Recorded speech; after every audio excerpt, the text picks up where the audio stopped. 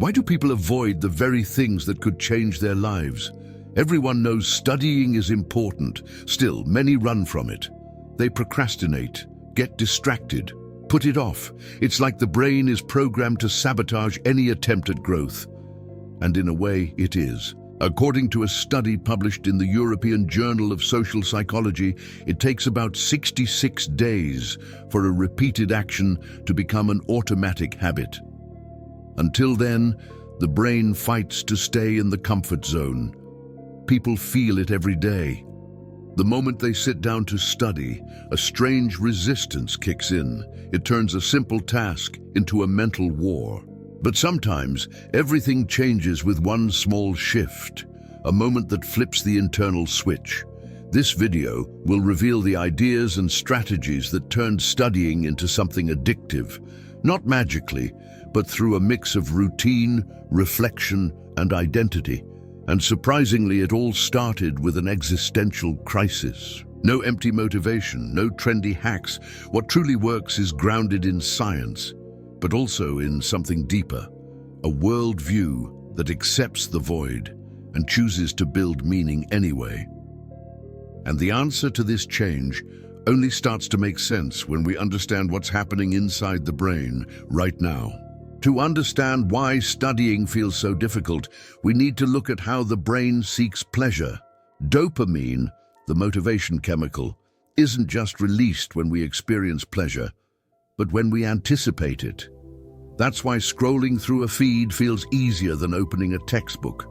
While studying demands effort, social media and entertainment offer instant rewards.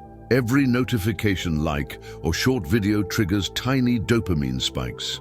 The brain learns to chase the easiest path to stimulation. Psychiatrist Anna Lemke from Stanford, in her book Dopamine Nation, explains how constant exposure to quick rewards wires the brain for impatience and distraction. The result? Our minds get bored faster and struggle with anything deeper. Tasks like learning, reading, or coding start to feel dull. Not because they lack value, but because the brain is hooked on faster feedback, and the more we feed that cycle, the harder it is to escape. This leads to an existential tension. If the modern world rewards distraction, then choosing to study becomes an act of rebellion. Doing something slow and meaningful in a world of noise isn't just hard, it's a statement. And to make that statement stick, we need more than willpower. We need a system.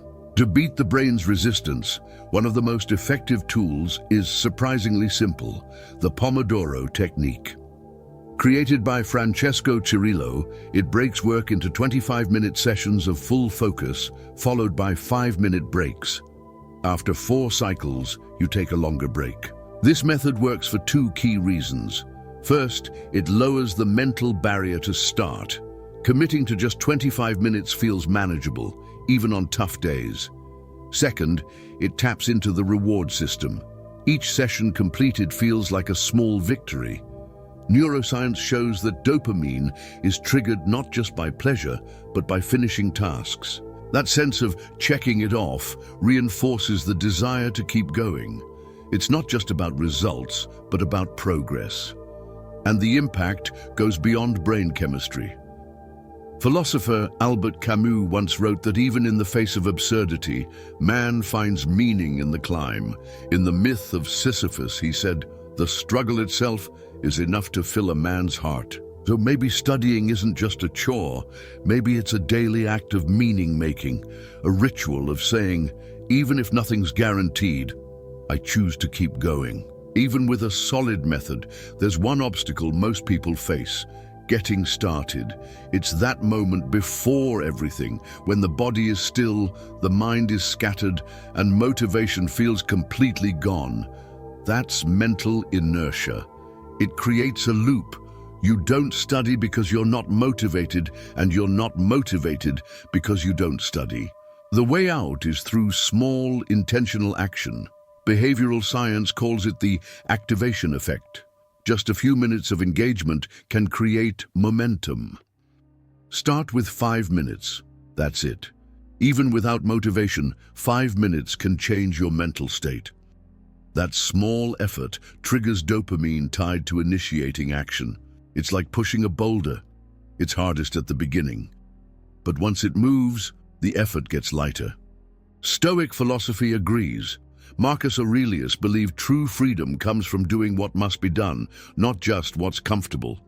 Freedom isn't indulgence, it's discipline, especially when it's inconvenient. And when that small step becomes a habit, inertia loses its grip. The mind, once frozen, begins to move, and movement becomes momentum. Studying becomes a habit over time. But somewhere along the way, something unexpected happens. It's no longer just a routine. It's no longer just effort. It becomes pleasure. The brain, once resistant, starts to crave that time of focus. And most people never reach this point because it requires consistency. What really hooks people isn't the method. It's the feeling of autonomy, the sense that despite the chaos, they're moving forward. They're building something real, and that creates a deeper satisfaction than any app or quick distraction can offer. Author James Clear explains in Atomic Habits that real change happens when identity shifts. It's not just about studying coding, it's about becoming a coder. Action becomes part of who you are. This is backed by the Rosenthal effect. In a famous study, teachers were told certain students were gifted. Over time, those students improved, not because of natural talent, but because they were treated as capable. And in return, they saw themselves that way. In a world with no pre-written meaning, identity becomes a choice. The person who studies daily isn't trying to learn. They are someone who creates meaning through repetition. And this choice, repeated every day, is what transforms discipline into desire, effort into habit, and habit into something powerful. A good addiction, one that sets you free. In a world full of noise, silence feels uncomfortable. But that discomfort is exactly where focus is born. Without constant notifications, voices, or flashing screens, the brain is forced to turn inward. And that's where clarity begins. Research by Jonathan Smallwood shows that mind-wandering, those drifting thoughts, can spark creativity. But this only happens during quiet, uninterrupted moments. Tedium, in this case, is not a problem. It's a tool. Intentionally disconnecting can be the trigger the brain needs to desire depth. No comparisons, no endless scrolling, just stillness. And that stillness allows real thoughts to surface. From an existential lens, silence offers something rare, not answers, but better questions. The kind of questions that link learning to living, growth to meaning. So before diving into your next study session, try doing nothing. Sit, breathe, wait. Because sometimes focus doesn't come from effort, it comes from space, and meaning begins in the quiet between the noise. You don't always need a full system to boost focus. Sometimes the smallest tweaks make the biggest difference, like chewing gum. Studies show that chewing increases blood flow to the brain, improving oxygenation and attention. Another quick fix: drink water before studying. Even mild dehydration reduces cognitive performance. A single glass can help more than expected. Instrumental music at 60-70 BPM can also enhance focus. This tempo syncs with resting heart rate, creating a calm and steady mental rhythm, perfect for deep work. And don't underestimate natural light. According to Harvard Health, daylight helps regulate your body clock and improves mood. Two key ingredients for sustainable concentration.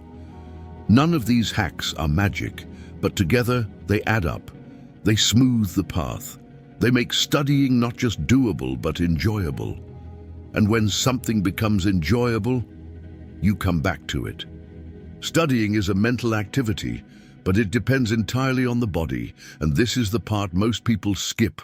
Poor sleep, bad food, and no movement affect focus more than any phone ever could. Research shows that 8 hours of sleep can increase memory retention by up to 20%. Deep sleep helps the brain consolidate knowledge and clear out mental fog. Physical activity also plays a key role. It stimulates BDNF, brain-derived neurotrophic factor, which strengthens neural connections. Even a 20-minute walk can shift your mindset. And clean eating? It matters. Less sugar and processed food means fewer energy crashes and more mental stability. Ancient philosophers said the body is the temple of the mind. Science agrees. To think clearly, we must treat the body as part of the process. So if you want to study better, start by sleeping better, walking more, eating with intention. Because a sharp mind needs a healthy base. In the end, studying is more than gaining a skill. It's an act of rebellion. While the world offers constant distraction, choosing to focus is almost radical. It's a way of saying no to the noise, and yes to becoming something more. From a nihilist perspective, life has no built-in meaning, but that's not a reason to quit. It's an opportunity to create. If nothing is handed to us, then anything is possible.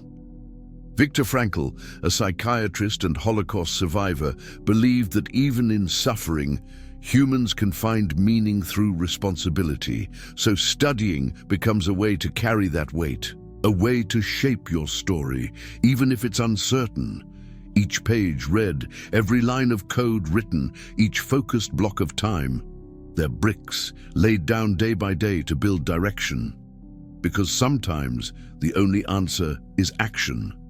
And the only meaning is what we choose to build. Doing something with intention, even something small, is already a way of pushing back against the void. And maybe that's enough.